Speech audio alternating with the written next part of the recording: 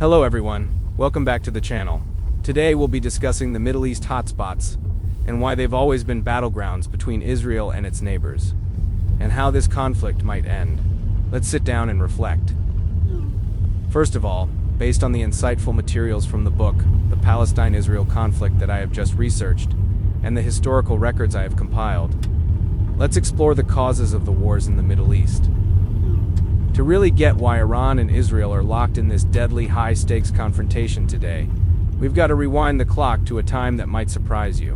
Before 1979, these two weren't enemies at all. In fact, they were the ultimate strategic power couple in the Middle East. It all started with a honeymoon period between 1948 and 1979 under the Shah, Mohammad Reza Pahlavi. Back then, Iran was actually the second Muslim-majority country to ever recognize Israel. You see, Israel had this clever plan called the Periphery Doctrine, where they teamed up with non-Arab neighbors like Iran, Turkey, and Ethiopia to balance out the hostility from the surrounding Arab bloc. It was a total win-win. Iran kept the oil flowing to Israel, and in return, Israel hooked them up with advanced military tech, farming secrets, and even had the Mossad train the Shah's secret police. But then came the 1979 Islamic Revolution, and the script was completely flipped upside down. When Ayatollah Khomeini took power, he didn't just break ties, he rebranded Israel as enemy number one. He famously labeled them the Little Satan and saw the entire state as an illegal occupier of Muslim Holy Land.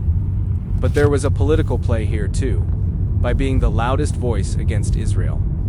Iran aimed to prove it was the true leader of the entire Islamic world, trying to bridge the old gap between their Shiite roots and the Sunni majority. Moving into the 1980s, things got even messier as the proxy war began. Even though Israel secretly sold weapons to Iran during the Iran-Iraq War just to keep Saddam Hussein in check, the real fire was starting to burn in Lebanon. When Israel invaded Lebanon in 1982, Iran saw an opening and sent its Revolutionary Guard to help create and train Hezbollah. This group became Iran's long arm right on Israel's doorstep, marking the start of a strategy to surround Israel with hostile militia groups.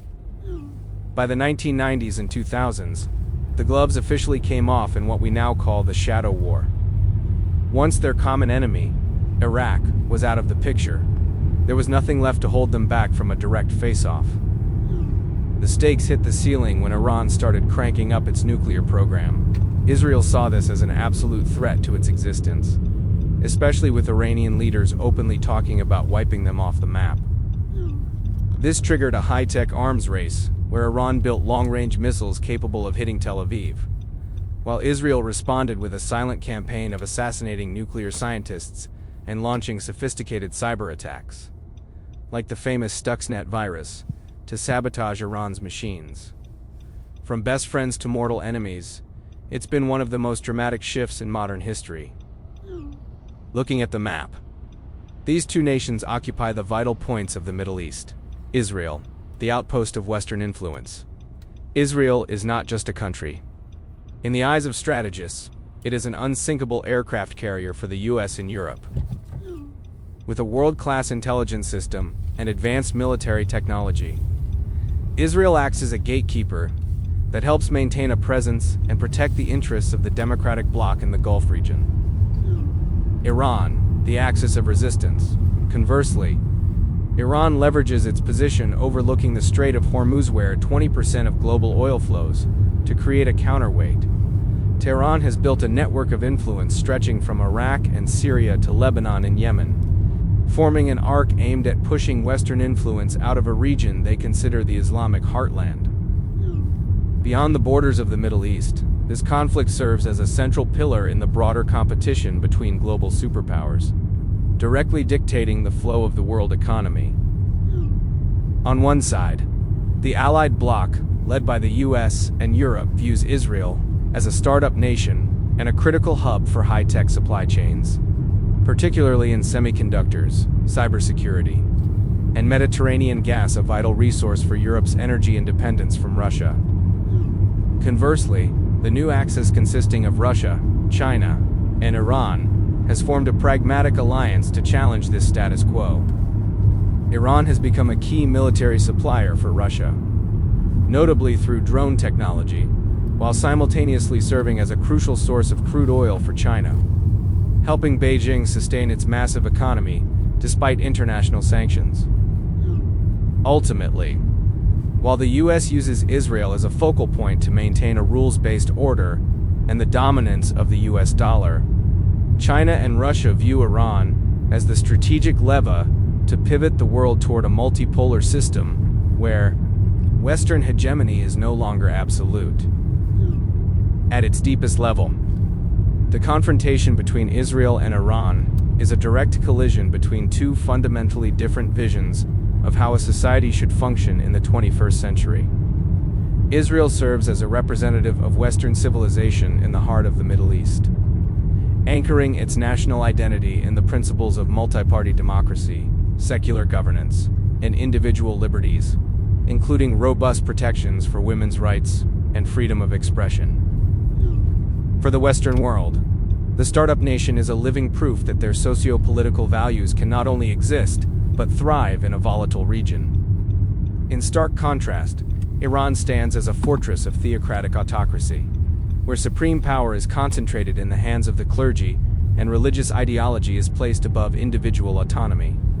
SNI.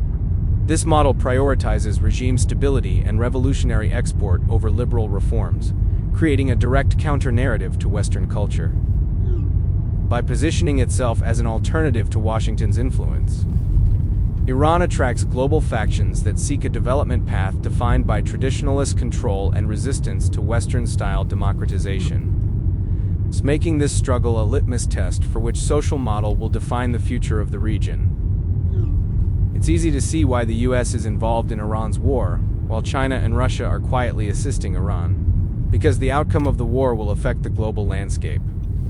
If Israel prevails and maintains its regional position, the rules-based international order led by the US and Europe, an order centered on democratic values and the stability of Western supply chains, could be preserved for decades to come. However, if Iran and its allies in the new Axis succeed in altering the geopolitical landscape, we will witness the emergence of a very different world order, where Western values no longer play a dominant role and global power is dispersed in a multipolar system. Based on the current state of the conflict, a victory for Iran seems impossible. However, predicting what will happen to Iran involves many variables and could revolve around three main scenarios. The internal implosion scenario represents a trajectory often anticipated by Western analysts, where the Iranian state succumbs to the cumulative weight of its own internal contradictions. This path is driven by a volatile combination of relentless international sanctions, skyrocketing hyperinflation, and a deep-seated cultural rift between the ruling elite and a younger generation emboldened by movements like woman, freedom. In this narrative, the government's failure to address the systemic economic crisis triggers a widespread domestic revolution or a fracturing of the security apparatus. The ultimate result would be a profound transformation of the Iranian state, shifting from a theocratic autocracy toward a more secular democratic model. By choosing to abandon its nuclear ambitions in exchange for the lifting of global sanctions, a post-revolutionary Iran would aim to reintegrate into the international supply chain, effectively ending decades of isolation and fundamentally altering the power balance of the Middle East. The managed transition is a strategic middle path where the regime chooses to bend rather than break to ensure its institutional survival. Driven by pragmatists within the elite, who recognize that the current trajectory leads to destruction, this scenario involves marginalizing hardliners in favor of a face-saving off-ramp. The result would be a China-style pivot, maintaining firm authoritarian control while implementing significant economic and social liberalization. By freezing its nuclear program in exchange for massive sanctions relief, Iran would reintegrate into the global supply chain, effectively pivoting from a revolutionary disruptor to a more predictable nationalist state. The nuclear fortress represents a path of radical hardening, where the Iranian leadership concludes that survival is only possible through total defiance and absolute deterrence. driven by the failure of strategic patience. Following the February 2026 strikes and the assassination of top leaders, the new regime, potentially under Mujtaba, Khamenei decides to officially cross the 90% enrichment threshold to achieve a nuclear breakout.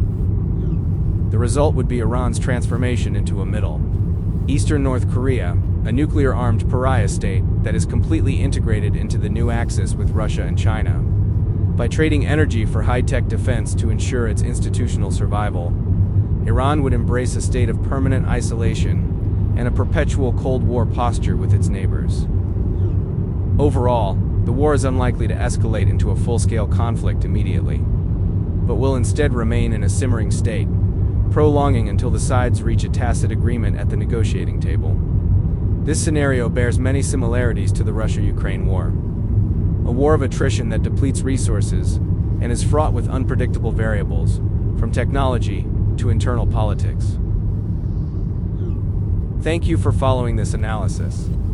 Don't forget to leave your comments below and subscribe to stay updated on the latest developments.